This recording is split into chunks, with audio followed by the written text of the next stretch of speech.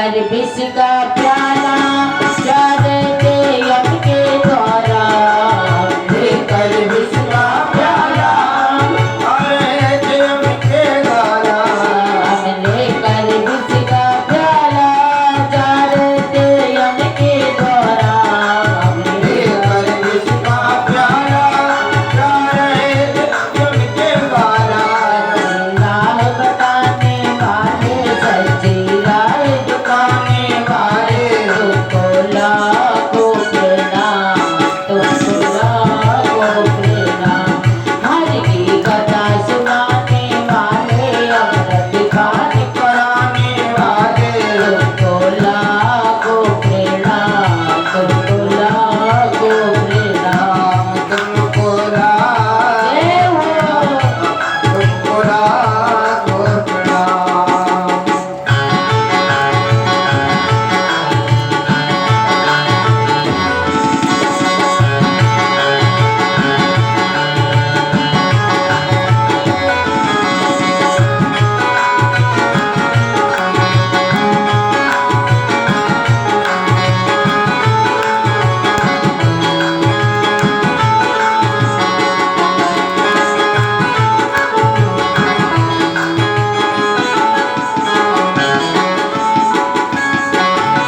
पार तेरा क्या पावे बस शीश झुकाए गावे, हम पार तेरा क्या पावे बस शीश झुकाए यही गावे। हम पार तेरा क्या पावे बस शीश झुकाए गावे, हम पार तेरा क्या पावे बस शीश झुकाए यही गावे। हरि का तरस कराने वाले ईश्वर तरस कराने वाले तुमको लाखों प्रणाम, तुमको लाखों प्रणाम। हरि की कथा सुनाने वाले तुमको भक्ति कराने वाले तुमको लाखों प्रणाम, तुमको लाखों प्रणाम, तुमको लाखों प्रणाम, तुमको लाखों प्रणाम, तुमको लाखों प्रणाम, तुमको लाखों प्रणाम।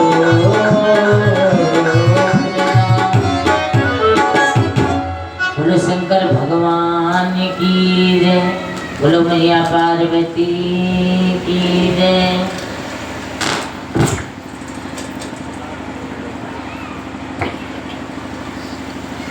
बोलो जय श्री राम।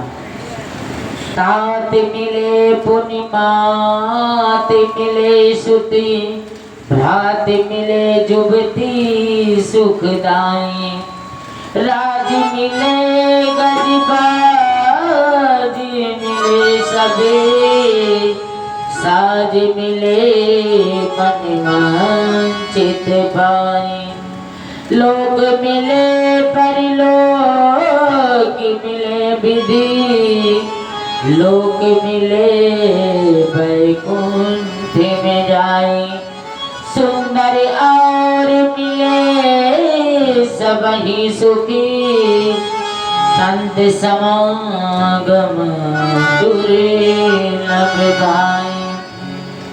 मान लो कि संतों का जब संग मिलता है तो हमारे ऊपर परमात्मा की बहुत बड़ी कृपा होती है। ऐसे कोई संत भी मिलने वाला नहीं है। और हमारे बुजुर्ग लोग कहते हैं कि अगर अपने दरवाजे पर कोई भी आता है तो उसे खाली हाथ कभी नहीं लौटाना चाहिए। और दूसरी बात, किसी को उल्टा सीधा शब्द भी नहीं बोलना चाहिए। कब परमात्मा किसके भेष में आ जाए, इसलिए कभी किसी को कुछ भी नहीं करना चाहिए। और दूसरी बात, अगर कथा में जाए तो खाली हाथ नहीं जाना चाहिए, भले एक पुष्प ही लेकर के जाए।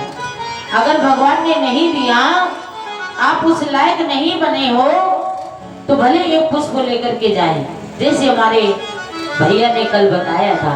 लेकिन कथा में कभी खाली हाथ नहीं जाना चाहिए। बोलो जय श्री राम।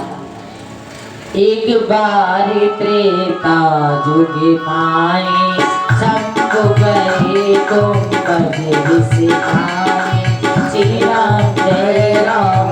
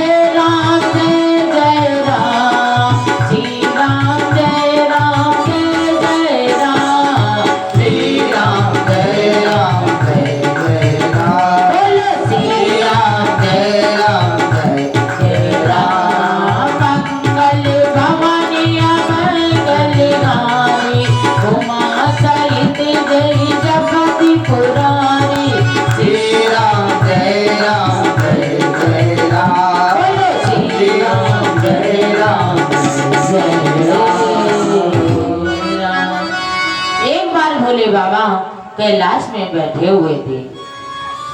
अब विचार आने लगा तो माता सती से कहा कि क्यों ना सती राम कथा सुनी जाए, बताइए देवी आपकी क्या इच्छा है। सती मैया ने कहा कि देखिए स्वामी, मैं तो आपकी परछाई हूँ और जब आगे आगे आप चल देंगे तो पीछे से मैं भी चल दूंगी। तो आज भोले बाबा कैलाश से उतर करके और सीधा अगस्त जी के आश्रम की ओर जाने लगे। आगे आगे भोले बाबा जा रहे हैं, पीछे पीछे मैया चल रही है। और जैसे अगस्त जी के आश्रम में पहुंचे, जाकर के आवाज लगाया। अगस्त जी बाहर आए, अरे प्रभु कोई काम होता मुझे बुला लेती, आपने आने का क्यों कष्ट किया बताइए।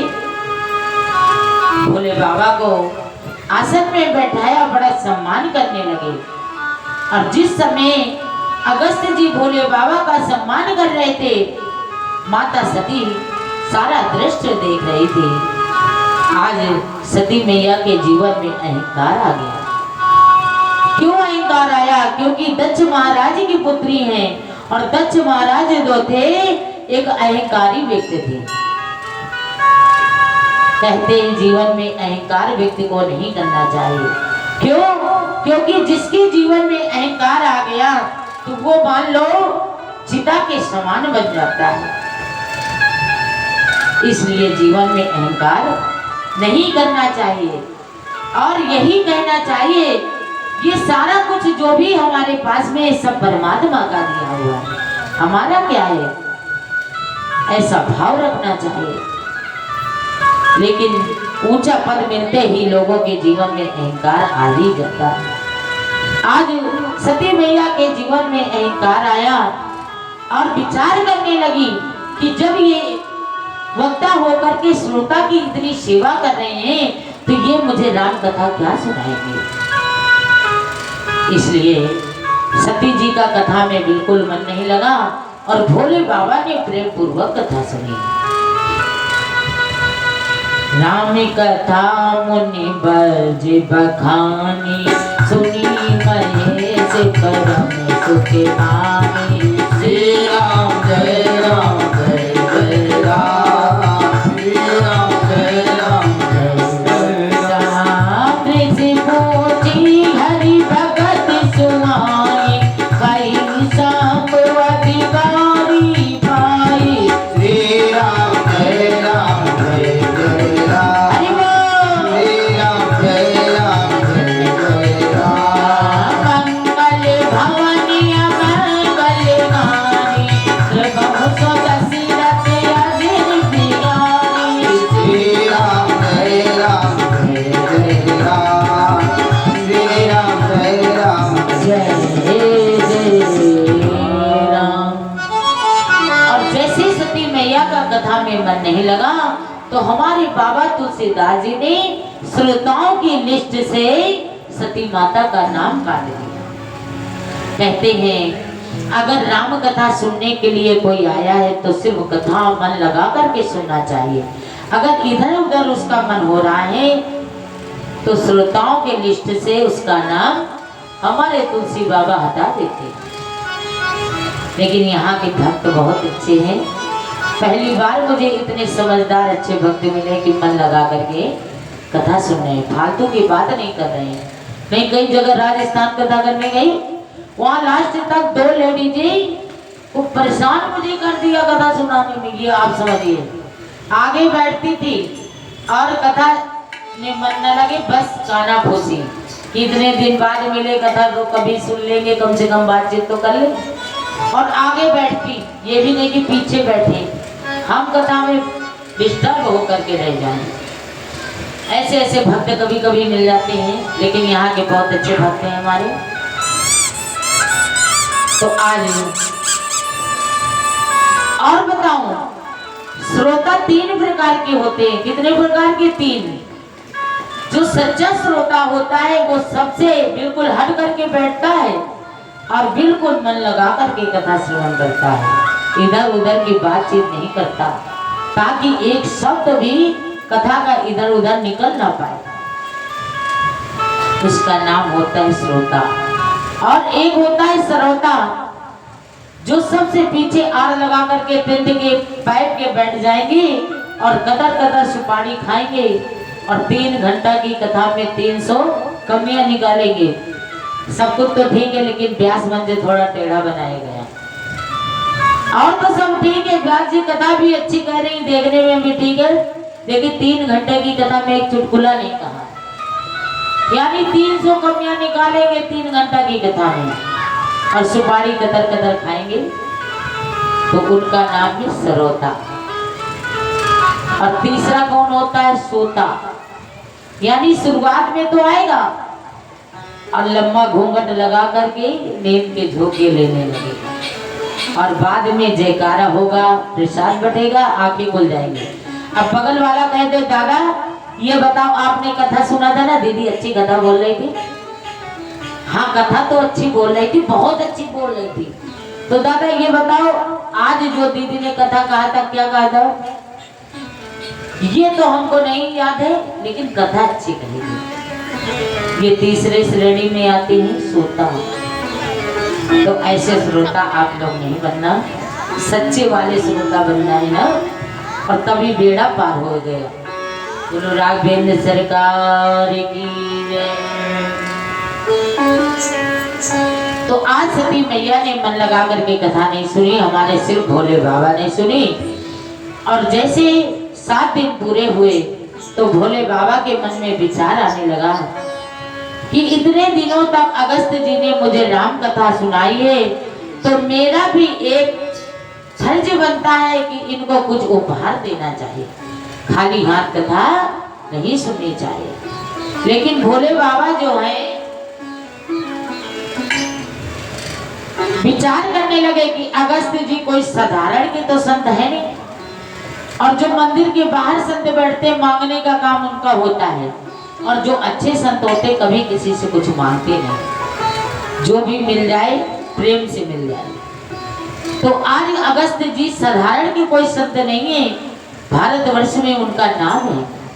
तो भोले बाबा ने उनसे कहा कि प्रभु आपने इतने दिनों तक राम कथा सुनाई है, मेरा एक फर्ज बनता है कि हम आपको कुछ उपहार दें, बताइए क्या दे दें।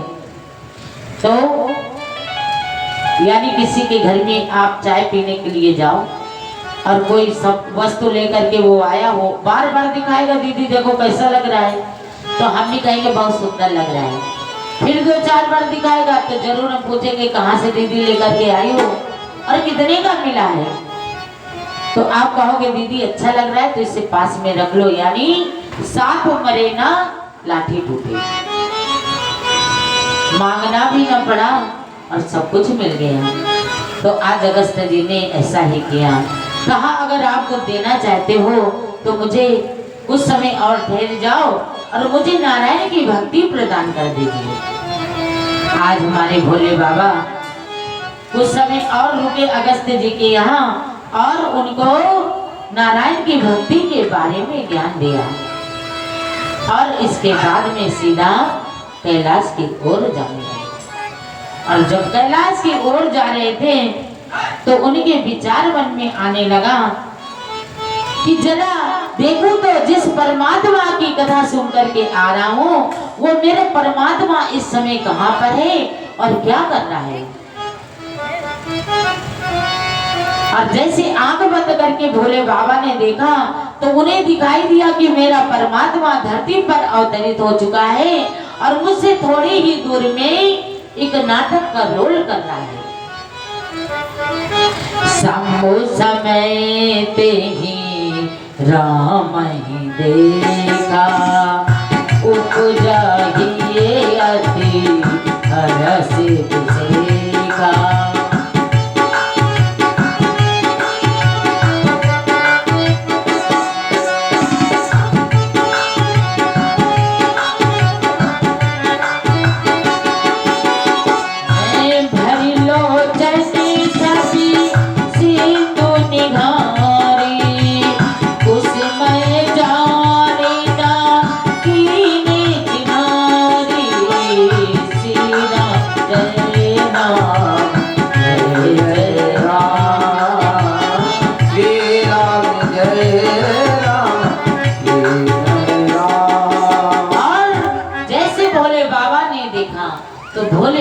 के आंखों में जल भराया और झुक करके प्रणाम करने लगे और कहने लगे, जय हो सच्चिदानंद, तुम्हारी जय हो रे, जय हो सच्चिदानंद, आपकी जय हो रे।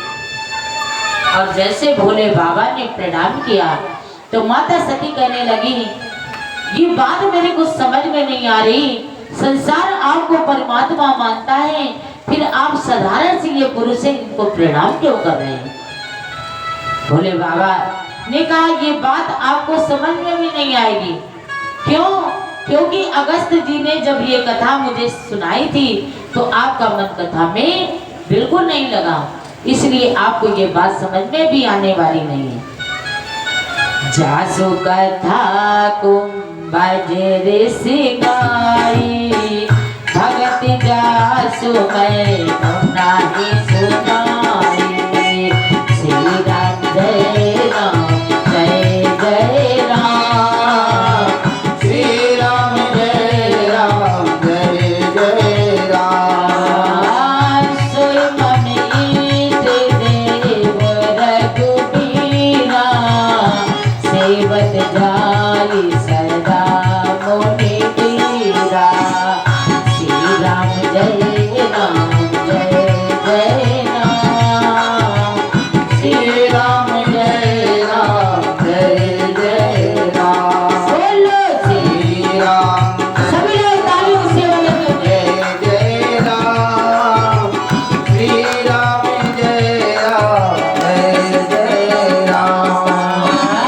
मंगल भवानी मंगल गारी, एवं तुलसी जय बिहारी।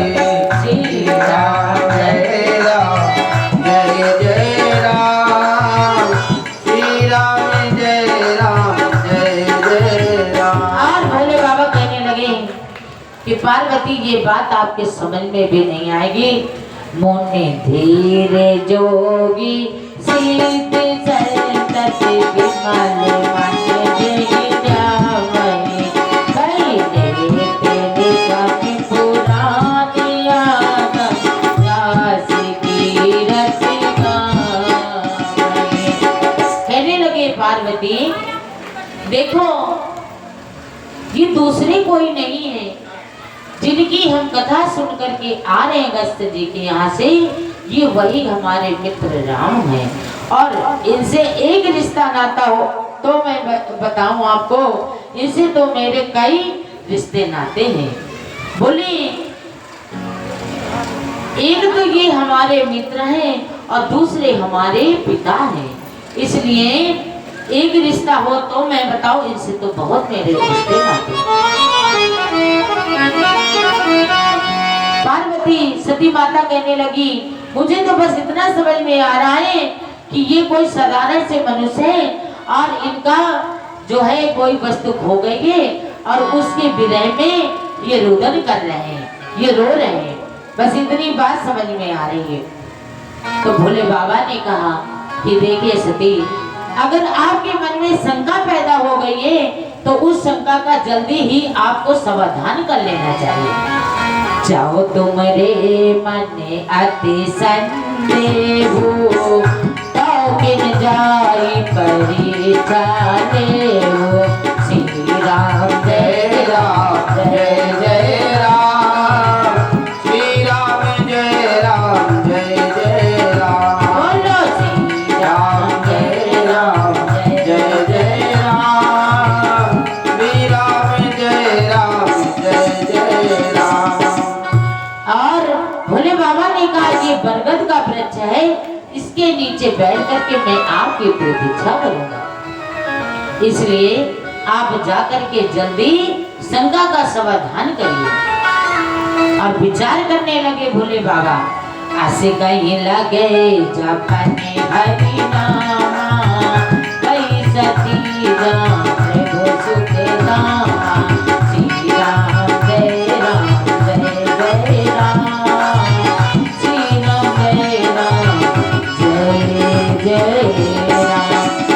अब विचार करने लगे भोले बाबा कि जब किसी के बात कोई समझ में न आए तो उससे ज्यादा तर्क वितर्क नहीं करना चाहिए, सारा कुछ परमात्मा को सौंप देना चाहिए।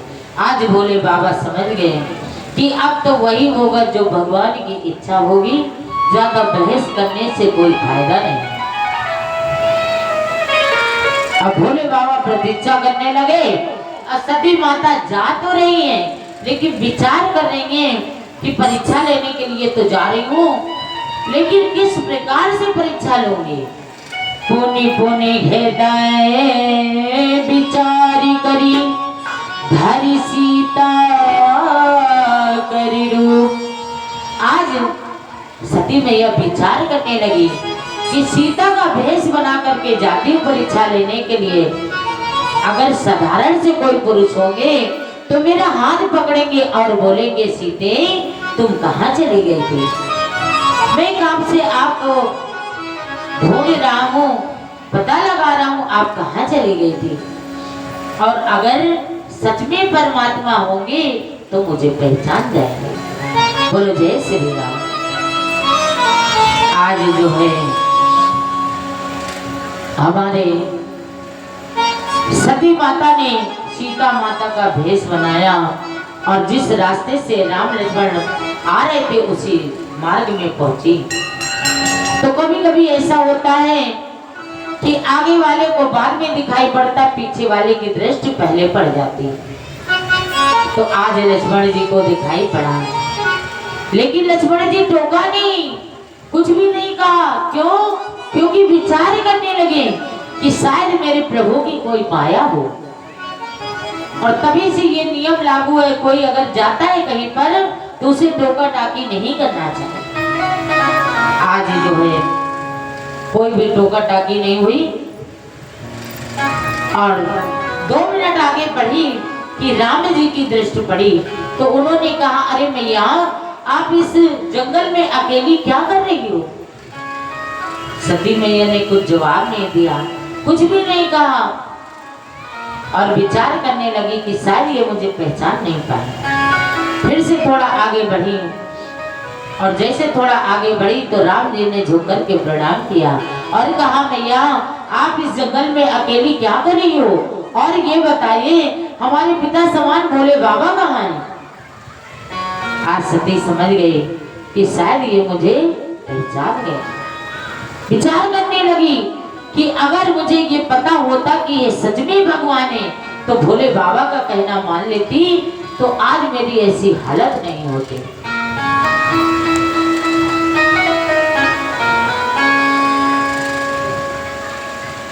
ऐसा विचार कर रही है और जिस रास्ते से आई थी उसी रास्ते से सीधा लौट करके आने लगी। फिर चितवा पाछे प्रभु देखा सहित बंधु सी सुंदर वेशा।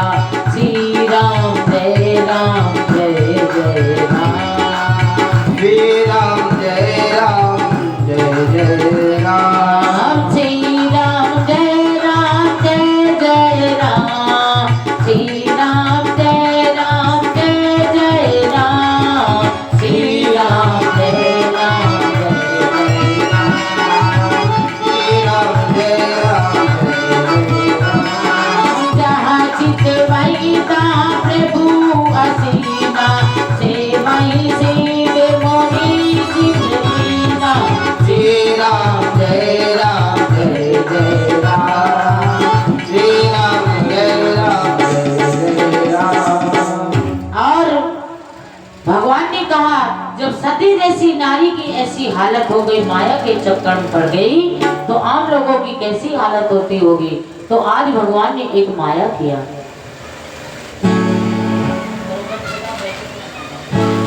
बोलो जय श्री राम। तो कहते हैं जब कोई बात समझ में ना आए 2 मिनट के लिए परमात्मा का आंख बंद करके चिंतन करना चाहिए। आज सती मैया ने विचार किया और दाएं देखा, बाएं देखा, ऊपर देखा, नीचे देखा, जिधर भी दृष्टि डाल रही है उधर ही दिखाई पड़ रहे हैं। क्या दिखाई पड़ रहा है? सोई रघुबर सोई लक्ष्मण सीता, देखी सत्यवती भई सविता। श्री राम जय राम जय जय राम।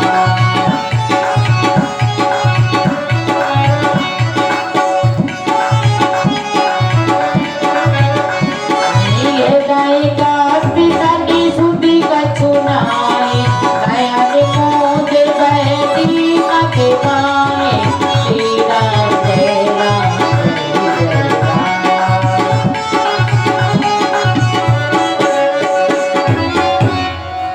और उसी समय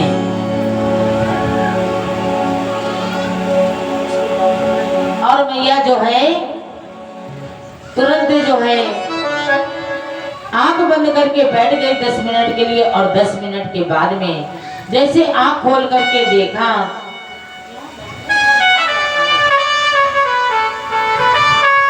और 10 मिनट के बाद आंख खोल करके देखा तो वहां ना ही राम लक्ष्मण सीता थे और ना ही कुछ था, सिर्फ भगवान की माया थी। आज सती मैया बड़े दुखी हुई और विचार करने लगी, अगर भोले बाबा का कहना मान लेते तो अच्छा होता। अब जब जाएंगे तो क्या जवाब देंगे। मैं शंकर करे कहाना निज अज्ञान राम ने पहचाना श्री राम जय राम जय जय राम।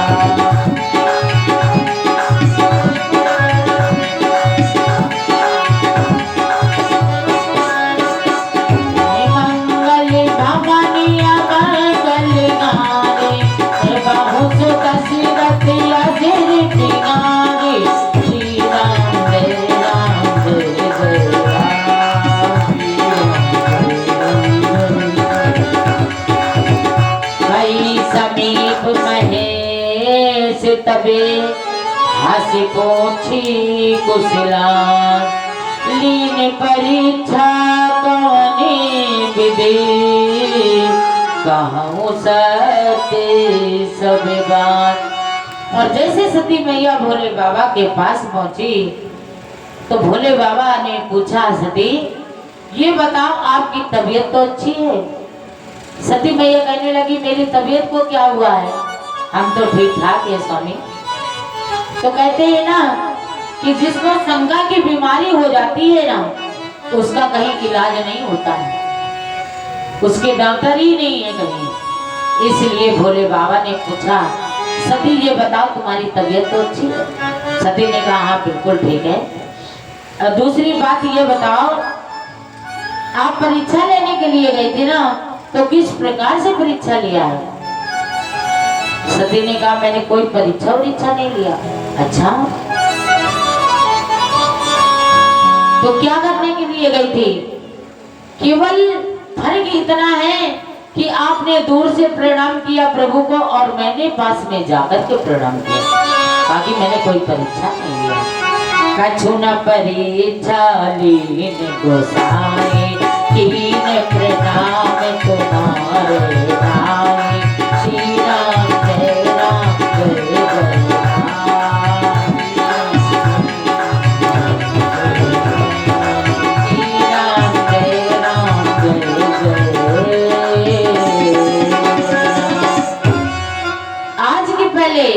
मैया सती ने कभी भोले बाबा से झूठ नहीं बोला था। और जैसे भोले बाबा ने आंख बंद किया सारा दृश्य सामने आ गया। भोले बाबा बहुत दुखी हुए। क्यों दुखी हुए कि अगर सती ने एक अपराध किया हो तो क्षमा कर दूं, इसने तो कई अपराध करे। और सबसे बड़ा अपराध ये है कि जो उसने झूठ बोला, और दूसरा अपराध उससे बड़ा किया जो सीता माता का भेष बनाया। क्योंकि भोले बाबा सीता माता को अपनी माता मानते हैं। और क्या कोई व्यक्ति अपने मैया के साथ में गृहस्थ जीवन व्यतीत कर सकता है, नहीं ना। तो आज भोले बाबा बड़े दुखी हुए। तिरिया चरितम पुरुषस्य भाग्यम देवो न जानाति कुनो मनुष्य। आज समझ गए भोले बाबा ने, और सती से कुछ भी कहा नहीं, कुछ भी सुना नहीं। और उसी क्षण उन्होंने मन में दृढ़ संकल्प लिया कि आज के बाद सती के संग में मुझे गृहस्थ जीवन व्यतीत नहीं करना है, ऐसा उन्होंने संकल्प लिया। लेकिन सती जी को पता भी ना चला। क्यों? क्योंकि सती से भोले बाबा बहुत प्रेम करते हैं और समझ गए कि अगर सती को पता चल जाएगा तो ये जीवित नहीं बचेगी। इसलिए भोले बाबा ने कुछ भी कहा नहीं, कुछ भी सुना नहीं। और उसी समय संकल्प लिया कि आज के बाद सती के संग में गृहस्थ जीवन नहीं व्यतीत करने, और सीधा कैलाश की ओर जाने लगे। जाओ अबे करऊं सती सन प्रीति, मिटाई भगत पथ होई अनीति।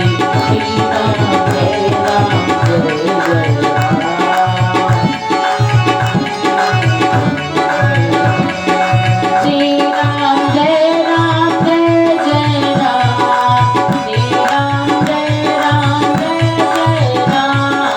श्री राम जय राम जय जय राम।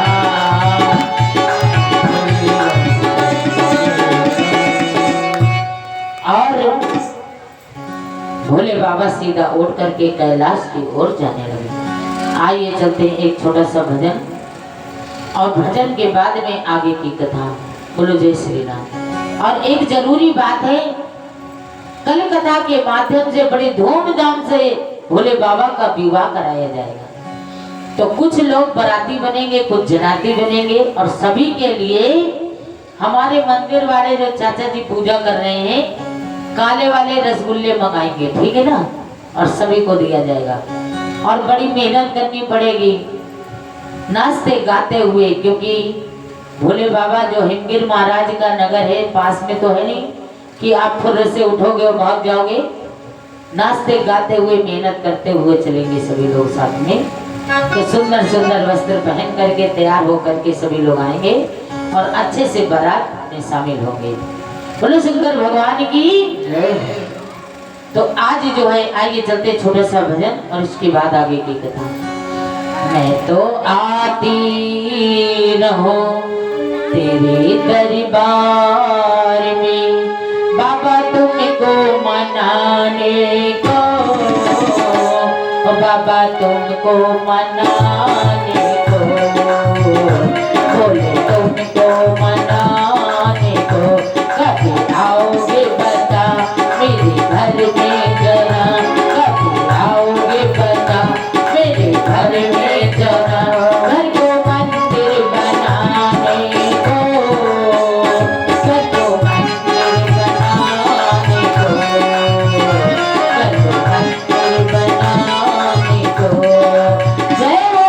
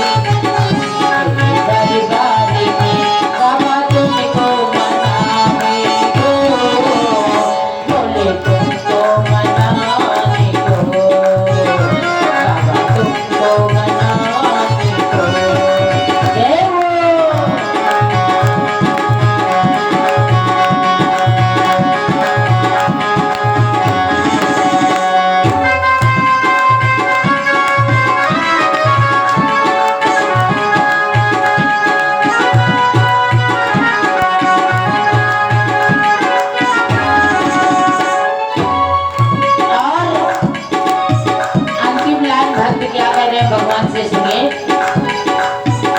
तेरी मूरत तो हरी बारी देखी, तेरी मूरत तो हरी बारी देखी, कभी सूरत तो आके दिखाना, कभी सूरत तो आके दिखाना। तेरी मूरत तो हरी बारी देखी, कभी सूरत तो आके दिखाना, कभी सूरत तो आके दिखाना। भोग तेरा सदा में लगाया, भोग तेरा सदा में लगाया, अब आकर के मुझको दिखाना, अब आकर के मुझको दिखाना। मैं खिलाऊं तुम्हें तो खिलाओ मुझे, मैं खिलाऊं तुम्हें तो खिलाओ मुझे, ऐसा जलवा दिखाने को, ऐसा जलवा दिखाने को, ऐसा जलवा दिखाने को, ऐसा जलवा दिखाने को, ऐसा जलवा दिखाने को, बोलो शंकर भगवान की। तो कथा कहाँ चल रही थी जरा बताइए, किसी को याद है? सभी लोग भूल गए ना? भोले बाबा उसको परीक्षा लेके माता लौटी थी तो शंकर जी ने उनको त्याग दिया था, मन से त्यागा था। गलत, आपने भी नहीं सुना ध्यान से। सुना तो देखिए आज की तो छूट है, माफ कर दिया गया, लेकिन कल गलती ऐसी नहीं होना चाहिए।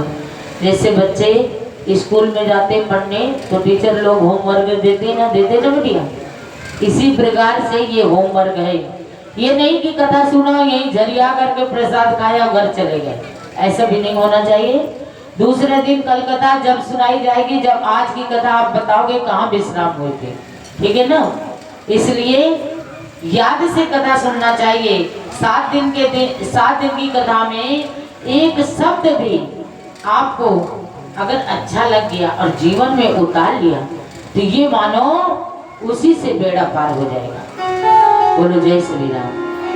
देखिए भैया, आप लोग कथा के बीच में मोबाइल, आर्गन वाले भैया गलत बात है। आप लोग ऐसा करोगे तो बताओ तो बाकी भक्त क्या करेंगे? गलत बात है। बोलो जय श्री राम। तो आज जो है कथा चल रही थी, भोले बाबा कैलाश की ओर जा रहे थे और रास्ते में आकाशवाणी होने लगी। और जब आकाशवाणी हुई तो आकाशवाणी क्या हुई? जय हो सच्चिदानंद आपकी जय भोले। और जब आकाशवाणी हुई तो केवल भोले बाबा ही नहीं बल्कि मैया पार्वती ने भी सुना, जय हो सच्चिदानंद आपकी जय भोले, जय हो सच्चिदानंद आपकी जय भोले। तो कई लोगों ने मुझसे प्रश्न किया कि दीदी ये बताइए अब आकाशवाणी क्यों नहीं होती? तो मैंने कहा आकाशवाणी होना कोई बड़ी बात नहीं है। क्या आप भोले बाबा जैसे त्यागी पुरुष बन सकते हो? नहीं ना। तो जब वैसे त्यागी पुरुष नहीं बन सकते तो आकाशवाणी कैसे हो सकती? और भोले बाबा ने उसी क्षण से मैया सती जी को त्याग कर दिया और सीधा कैलाश में गए और जाकर के समाधि लगा लिया। केवल महल में मैया सती अकेले गई और जिससे दिन से भोले बाबा ने समाधि लगाई थी उस दिन से सती जी ने भोजन पानी को त्याग दिया और रोज इस दिन परमात्मा को विनती करती, भगवान अगर सच में आप परमात्मा हैं तो मेरी एक प्रार्थना सुन लेना, मेरी जल्दी मृत्यु हो जाए ताकि मैं पुनः अपने प्रभु की चरणों की दासी बन सकूं। ऐसे सती मैया विनती करते हैं। और भोले बाबा ने समाधि कितने दिन लगा रखी पता है आपको? वर्णते पंच ते विविध इतिहास ती सुनात पहुँचे कैलास। श्री राम जय राम जय जय राम।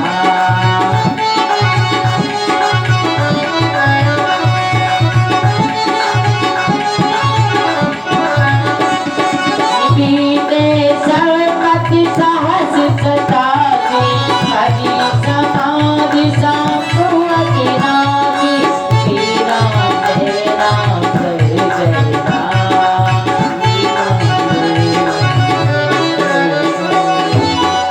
और 87 वर्ष तक भोले बाबा ने समाधि लगा रखी और 87 वर्ष बाद जैसे भोले बाबा ने आंख खोली तो एक शब्द केवल मुंह से निकला, क्या?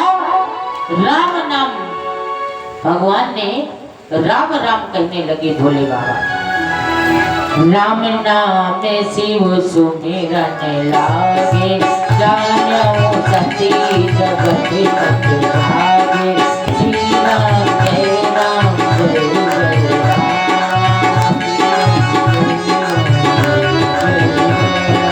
श्री राम जय राम जय जय राम। श्री राम जय राम जय जय राम। श्री राम जय राम जय जय राम। राम जय जय राम। और जैसे सती मैया ने सुना दौड़ती हुई कैलाश की ओर जाने लगी और समझ गई कि हमारे बाबा भोले बाबा जो है समाधि से उठ गए और सीधा कैलाश में पहुंची। और जैसे भोले बाबा की दृष्टि पड़ी तो वैसे सती मैया को अपने बगल में स्थान देते थे, लेकिन आज सती मैया को बगल में स्थान नहीं दिया, सीधा सामने बैठने को इशारा कर दिया।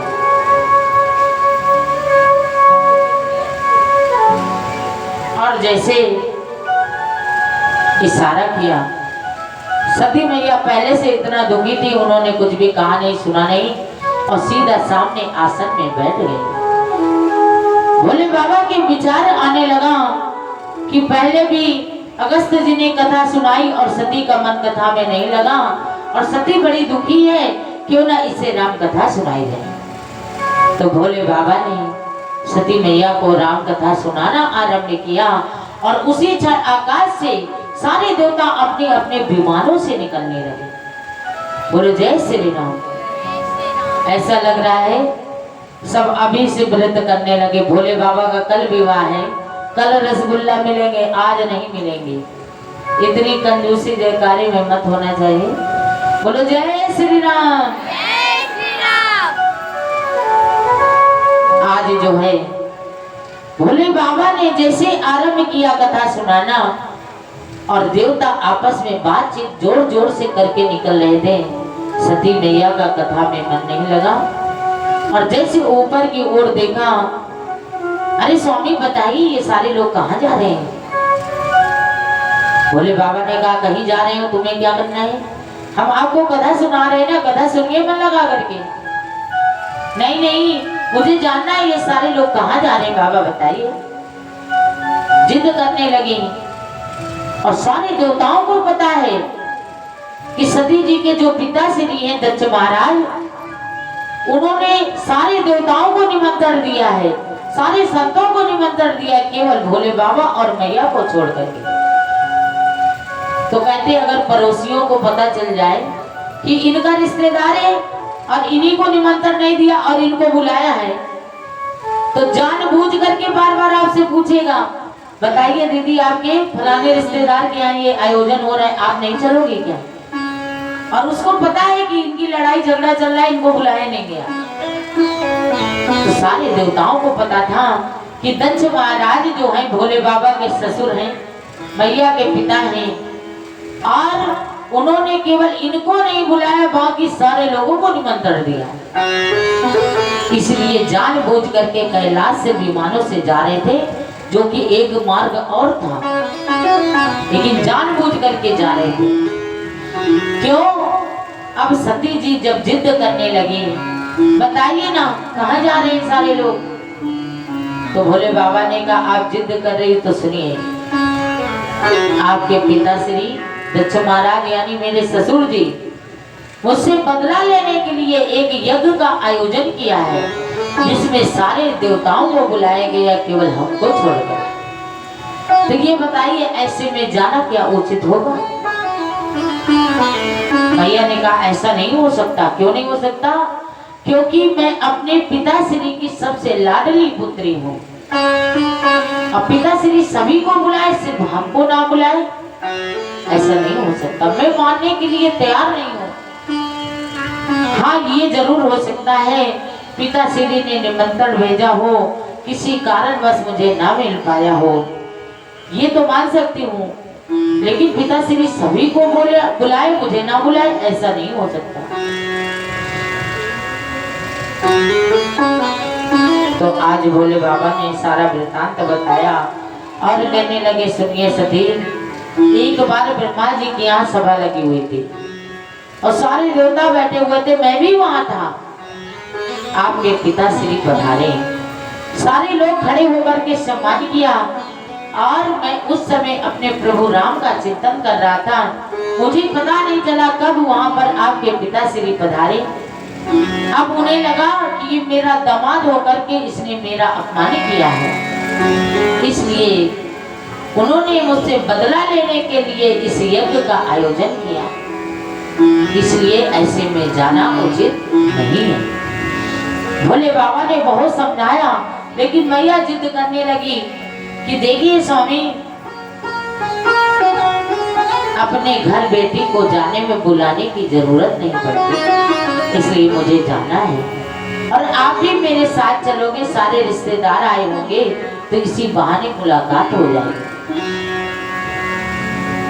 भोले बाबा कहते सती बात तो सही कह रही हो, 4 स्थान ऐसे होते हैं जहाँ बिना बुलावे के हम जा सकते हैं। नंबर 1, अगर रक्षाबंधन जैसा कोई पर्व हो तो बेटी बिना बुलाए के मायके जा सकती है, बुलाए की जरूरत नहीं पड़ती। और दूसरा स्थान होता है अगर हमारे भगवान की कथा हो रही है, भले राम कथा हो या कृष्ण कथा, तो ऐसा भाव नहीं होना चाहिए कि पंडित जी चावल देने नहीं आए, मैं कथा सुनने लिए क्यों जाऊं। क्योंकि ये किसी का पर्सनल कार्यक्रम नहीं हो रहा, हमारे भोले बाबा का कार्यक्रम हो रहा। ऐसा भाव रखना चाहिए और कथा में जाना चाहिए। दूसरी बात, तीसरा स्थान होता है अगर मित्र से मिलने जाना है तो बुलावे की आवश्यकता नहीं पड़ती। और चौथी जगह होती है अगर गुरु से मिलने जाना है तो भी हम बिना बुलाए के जा सकते। 4 स्थान ऐसे होते हैं। आज भोले बाबा ने कहा, लेकिन मैया ने जिद किया, तो भोले बाबा ने कहा ऐसा है सती आप जाओ। कारण क्या है कि जब बेटी अगर दुखी होती है उसको सीधा अपने मायका ही नजर आता है। आज वो बहुत दुखी थी और उन्होंने सोचा कि मेरी सारी बहनें आई होंगी और सभी लोग आए होंगे, इसी बहाने मायके जाएंगे और जाएंगे तो सभी से मुलाकात मेरी हो जाएगी। आज जो है सती मैया जिद कर रही है, तो आज भोले बाबा ने अपने दोनों गढ़ों को बुलाया और कहा 2 गढ़ों से कि जाइए मैया को लेकर के इनके पिताश्री के यहाँ जाए और जैसे यज्ञ पूरा हो जाए पुनः इनको लेकर के कैलाश आ जाना। आज जो है सती मैया जा तो रही है, लेकिन बार बार भोले बाबा की तरफ मुड़ मुड़ करके देख रही हैं और विचार कर रही हैं कि अगर मेरे स्वामी साथ में चलते तो कितना अच्छा है। भोले बाबा समझ गए कि अब इस जीवन में सती का मेरा मिलना संभव नहीं है। क्यों? क्योंकि अगर परमात्मा जिसका हाथ छोड़ देता है, संसार पहले साथ छोड़ देता है। आज भोले बाबा समझ गए। सती मैया मुड़ मुड़ करके देख रही हैं और सीधा अपने मायके की ओर जा रही हैं। और इधर उनके पिताश्री जो दक्ष महाराज हैं, उन्होंने अपने आदमियों से कह रखा था कि देखिए मैंने यज्ञ में सभी को बुलाए, केवल अपने दामाद भोले को छोड़ करके और सती को छोड़ करके।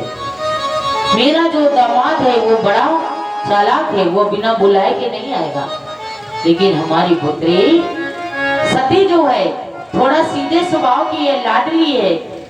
अगर वो आ भी जाए, दिखाई पड़ जाए, उसे धक्के मार करके गेट के बाहर निकाल दे। आज सती मैया पहुंची तो जैसे दरवाजे पर पहुंची सर्वप्रथम बहनें मिली, चीटिंग करने लगी। यानी सभी को पता है कि पिताश्री ने सबको निमंत्रण दिया है केवल सती को छोड़ करके।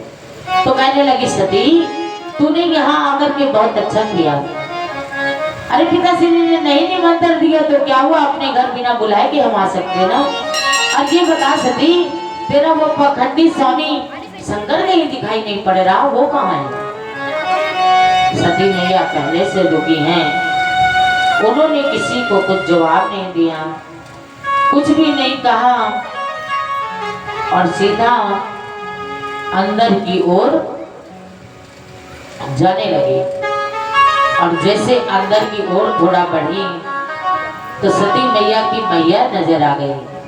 अरे सती बड़ी प्रसन्न हुई। अरे सती तूने आकर के बहुत अच्छा किया बेटी, मेरा मन बिल्कुल नहीं लग रहा था, सारे रिश्तेदार आए केवल हमारे सती को छोड़ गए। मैं बता दूं, संसार में एक माता ऐसी होती है जो बिना स्वार्थ के अपने बच्चों को गले लगाती है। आज सती मैया फूट फूट करके रोने लगी और मैया से ऐसे गले मिल रही हैं जैसे एक परमात्मा और भक्त का मिलन हो। बोलो जय श्री राम। और गोदी में बैठ गई और कहने लगी अपनी मैया से, क्या करेंगे, तू कितनी अच्छी है, तू कितनी भोली है, प्यारी प्यारी है ओ माँ, ओ माँ,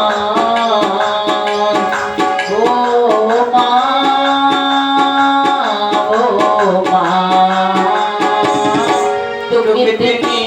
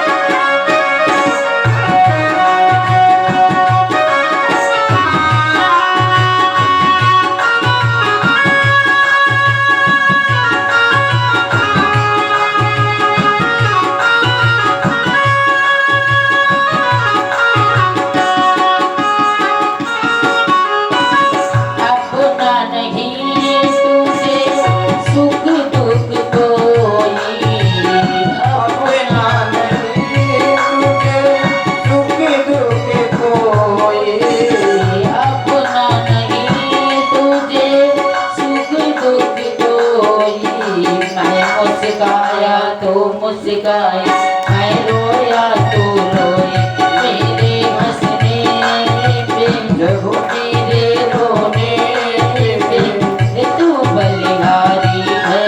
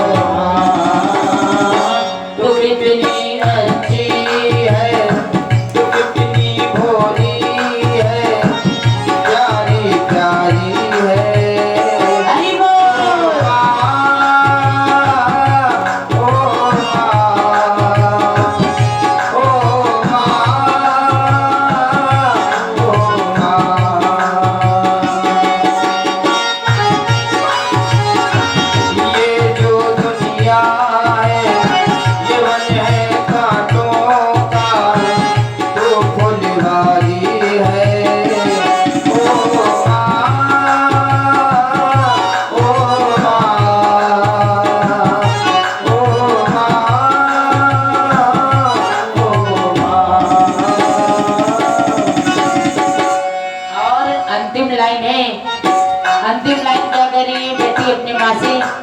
माँ बच्चों की जान होती है, माँ बच्चों की जान होती है, माँ बच्चों की जान होती है।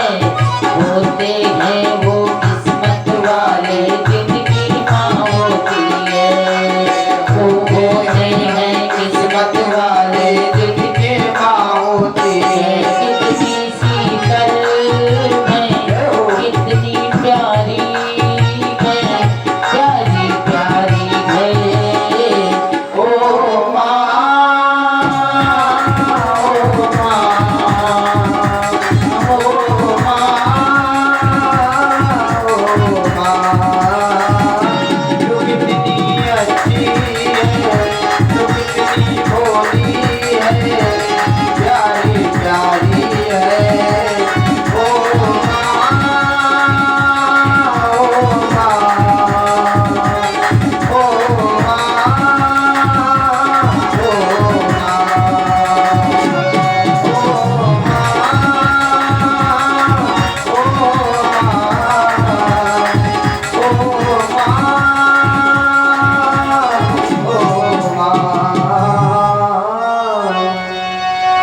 बोलो राघवेंद्र सरकार की जय। आज सती मैया से मिलने के बाद सीधा यज्ञ मंडप की तरफ जा रही थी, तो बीच में पिताश्री की नजर पड़ी, दक्ष महाराज की नजर पड़ गई।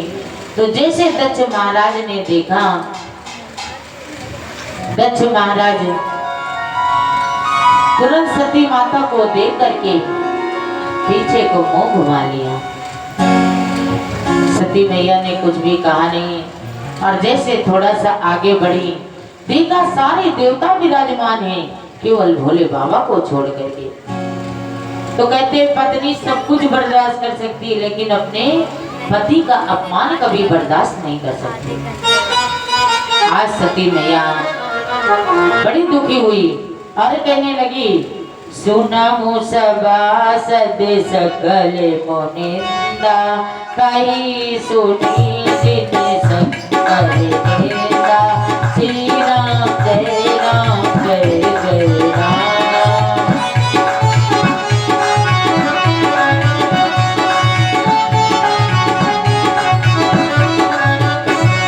इसो भली दूरा दिला हद सब कामो, भली पाति पचिताव पिताओ। श्री राम जय राम जय जय राम।